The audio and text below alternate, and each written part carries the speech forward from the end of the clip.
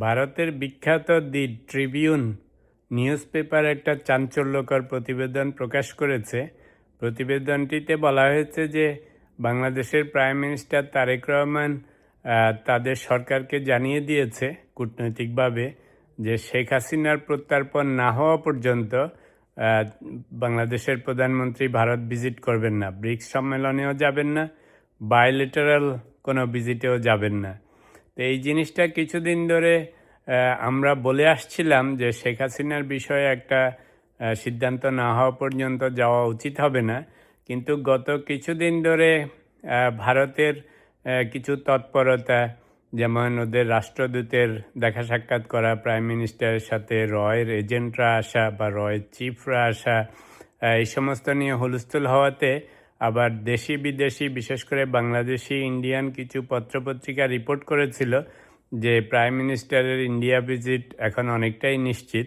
কিন্তু আজকে দি ট্রিবিউন পত্রিকা ইন্ডিয়া থেকে প্রকাশিত, ওরা বলেছে কূটনৈতিক সোর্স থেকে ওরা জেনেছেন যে তারেক রহমান সরকার ওই যে দীনেশ ত্রিবেদীর সাথে যে 10 তারিখে মিটিং হয়েছিল, সেই মিটিংয়ে উনি স্পষ্টভাবে বলে দিয়েছেন যে শেখ হাসিনার প্রত্যর্পণের আগে ভারতে কোনো ভিজিট উনি করবেন না। তো এইটা খুবই গুরুত্বপূর্ণ একটা বক্তব্য।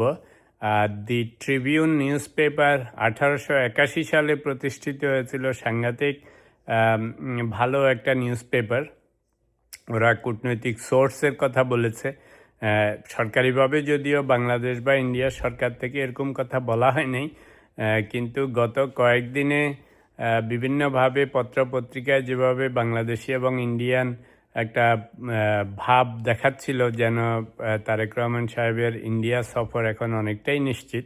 ব্রিক্সে উনি যাবেন না সেটা আমরা জানতাম, কিন্তু এটা নিয়ে বলা হয়েছিল। তো এখন বলতে পারেন একদম বাড়াবাতে পানি দেওয়ার মতো অবস্থা।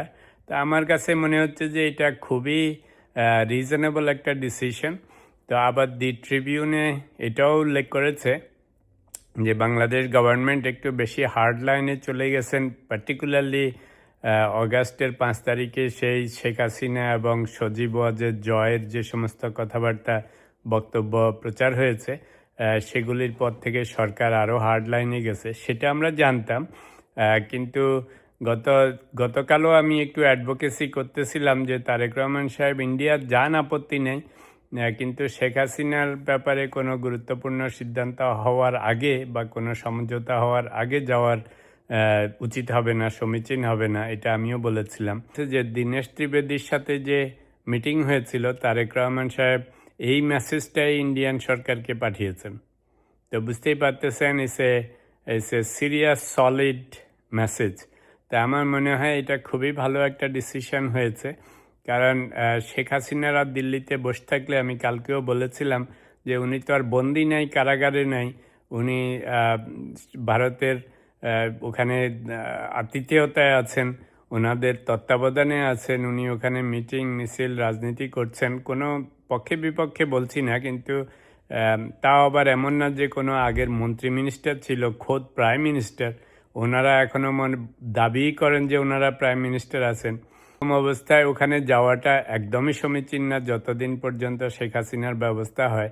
তবে এখন মনে হচ্ছে তারেক রহমান সাহেব ক্লিয়ার কনসাইজ মেসেজ দিয়ে দিয়েছেন। সেটাই আমি বলতেছিলাম, গতকালেও বলেছিলাম যে ভারতকে একটা ক্লিয়ার কংক্রিট মেসেজ দিতে হবে যে ভাই এটার একটা ব্যবস্থা করো, তারপরে আমরা যাব, যেতে কোনো অসুবিধা নাই, সম্পর্ক উন্নয়নের কোনো অসুবিধা নাই, সবই চলবে, কিন্তু আগে এটার একটা ব্যবস্থা হতে হবে।